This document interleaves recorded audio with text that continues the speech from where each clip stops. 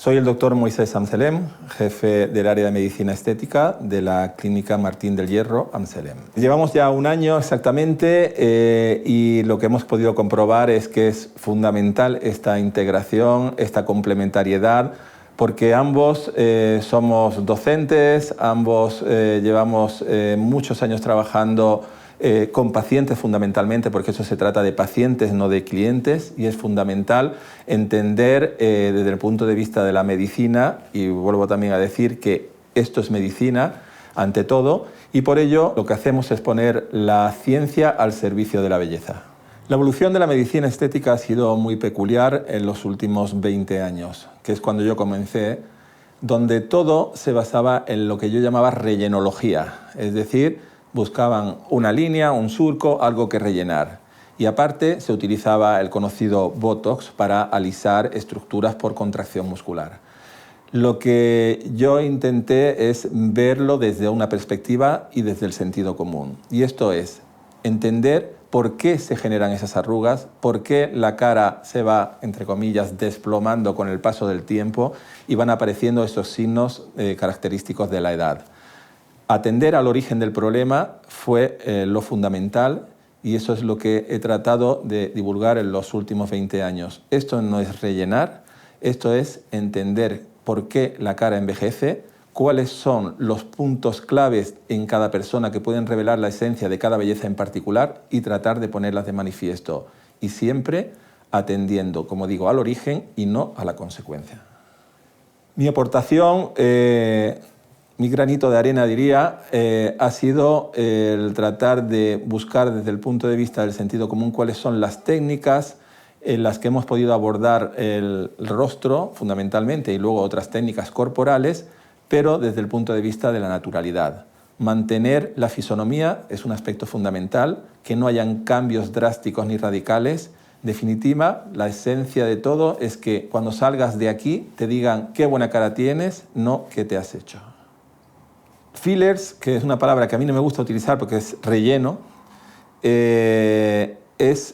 son las diferentes sustancias que vamos utilizando en el tiempo y que han ido mejorando. Pero básicamente yo la encuadraría en dos tipos. Uno, el ácido hialurónico como elemento natural fundamental que tenemos en la piel que vamos perdiendo y lo que hacemos es una restitución progresiva. Y por otro lado, lo que llamamos inductores de colágeno, sustancias que estimulan a nuestras propias células a generar lo propio, nuestro propio colágeno, nuestra propia elastina y nuestro propio ácido hialurónico, que en definitiva son las tres sustancias que mantienen firmeza, turgencia y elasticidad en la piel. El inductor, como su nombre dice, es inducir, estimular a unas células que tenemos en la segunda capa de la piel, la llamada la dermis, llamadas fibroblastos, y lo que hacen es, una vez depositado en esta capa, es estimular a estas células y producir nuestro propio colágeno.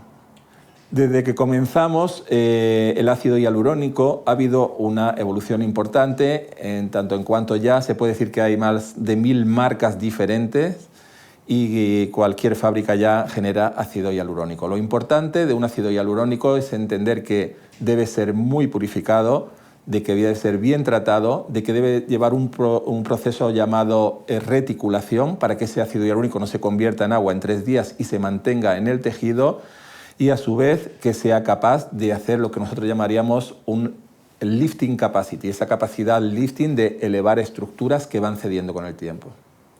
Nuestra piel es fundamental cuidarla porque es nuestro escaparate. Cuando un paciente viene y me dice, doctor, vengo a ponerme el Botox, y le veo la cara o la frente llena de manchas, le digo, mire, esto es como correr la cortina y tener la vitrina sucia. Entonces, primero limpiemos la vitrina y luego corramos la cortina. Creo que con esto se entiende. Uno de los factores que creo que nos han caracterizado y por lo que seguimos aquí después de 20 años es la honestidad con los pacientes. Creo que esto es fundamental. Y sí, hay mucho bombardeo mediático y las pacientes llegan muy jovencitas y tenemos que saber decir no cuando realmente debe ser no. Porque, en definitiva, lo que nos ha hecho, y yo puedo decir que tengo ya 4 generaciones de pacientes de venir la paciente, su hija, su madre y su abuela, y esto evidentemente es porque ya se convierte en una cadena de transmisión porque realmente el tiempo que han estado con nosotros se han sentido bien. Hoy puedo decir que tenemos más de un 85% de pacientes que repiten nuestros tratamientos. Pues no sé cómo quedará, pero a mí me ha ido bien y yo me mantendré así. La belleza debe ser armonía, y la armonía se establece en base a unos parámetros que no podemos salirnos de ellos.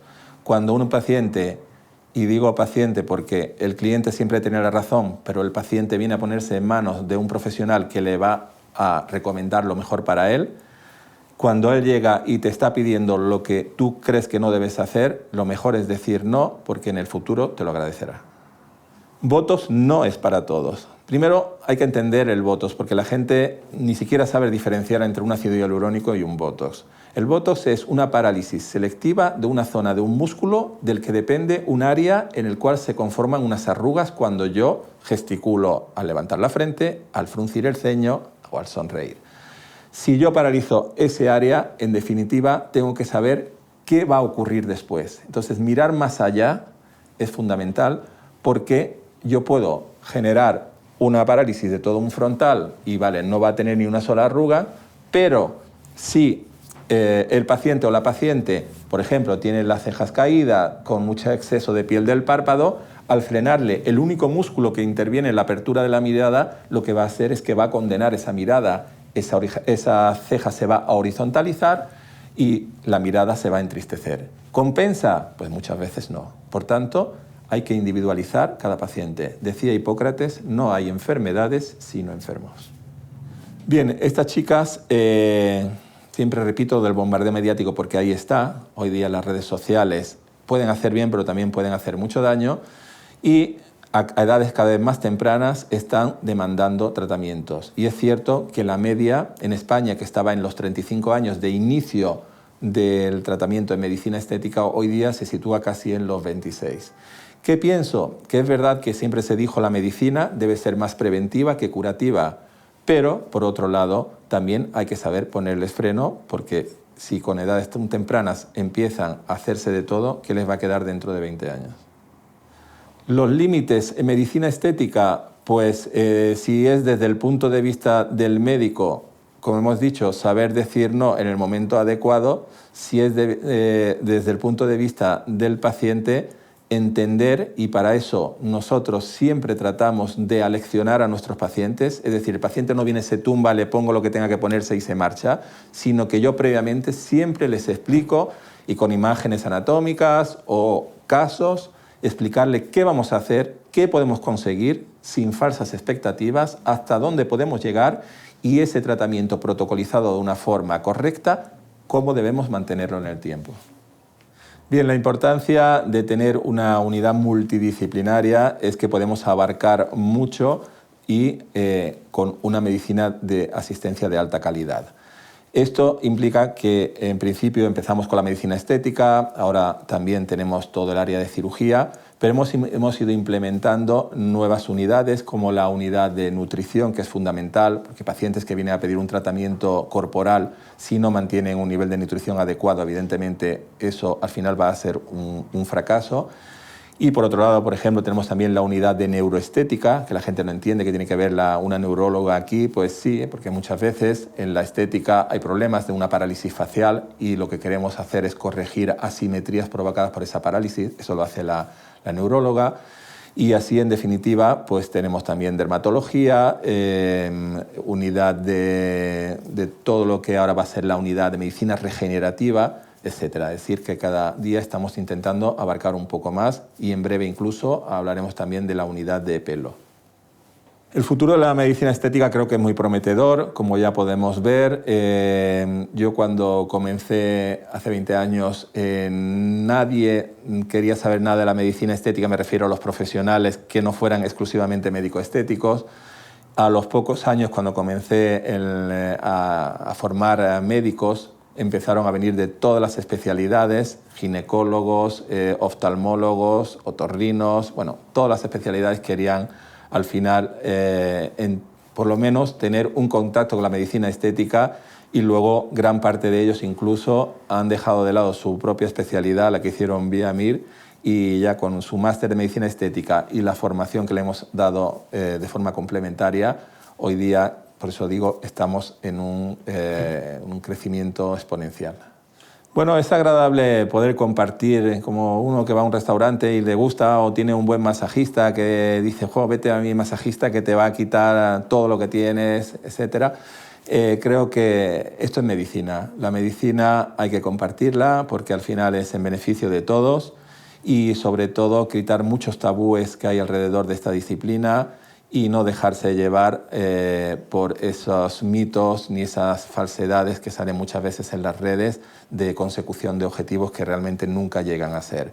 Por tanto, yo creo que si seguimos en esta línea, una línea seria, una línea de formación continua, de crear escuelas y seguir teniendo una continuidad dentro de lo que ha sido la base y hemos tratado de marcar en los últimos años, creo que esto al final, no sé si un día llegaremos a esa meseta en la curva, pero de momento seguimos creciendo de esa forma exponencial.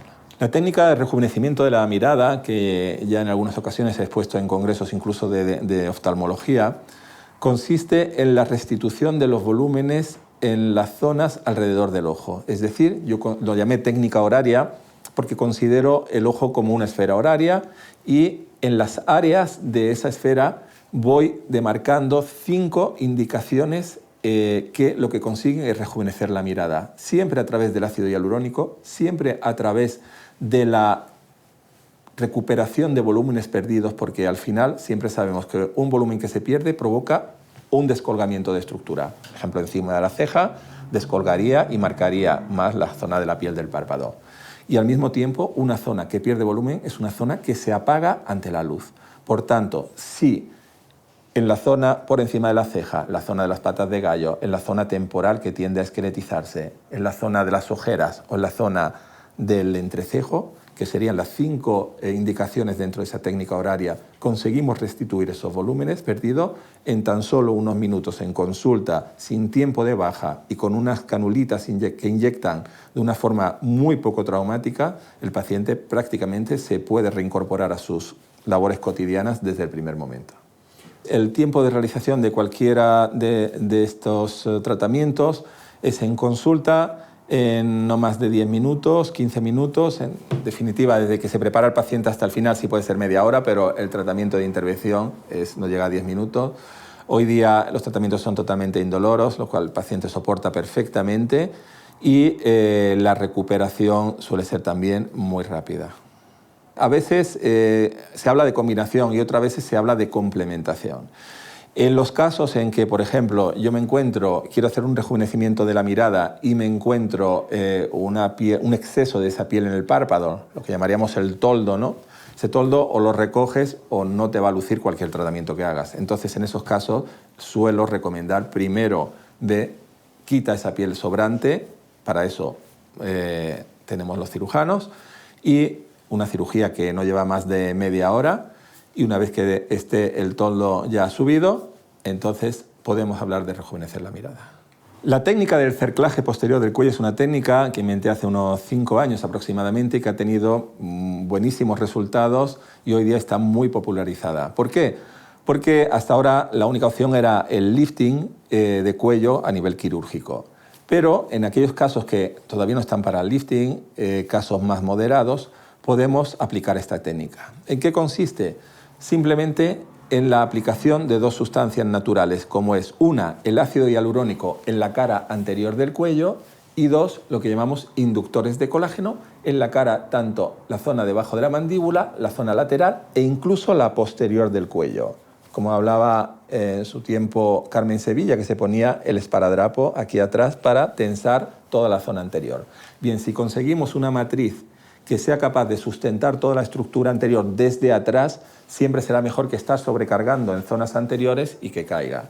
El producto, por tanto, ácido hialurónico y la hidroxiapatita cálcica como estimulador del colágeno.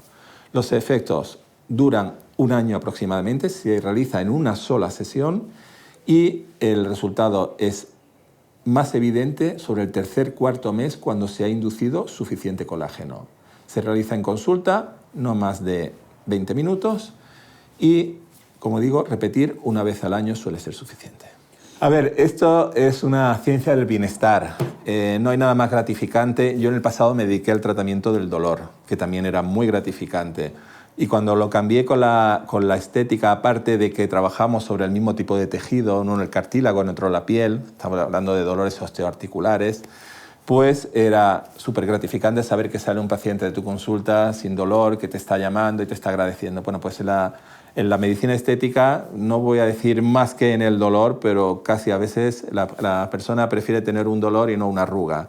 Entonces, bueno, en ese sentido, proporcionar bienestar a los pacientes, que se encuentren bien, que tengan una seguridad en sí mismos, sobre todo a nivel del trabajo, ahora hoy día con tanta competitividad, cuando entran los jóvenes con mucha fuerza, y eso es todo, ¿no? Es decir, que fundamentalmente que haya siempre una sensación de bienestar, tanto por dentro como por fuera.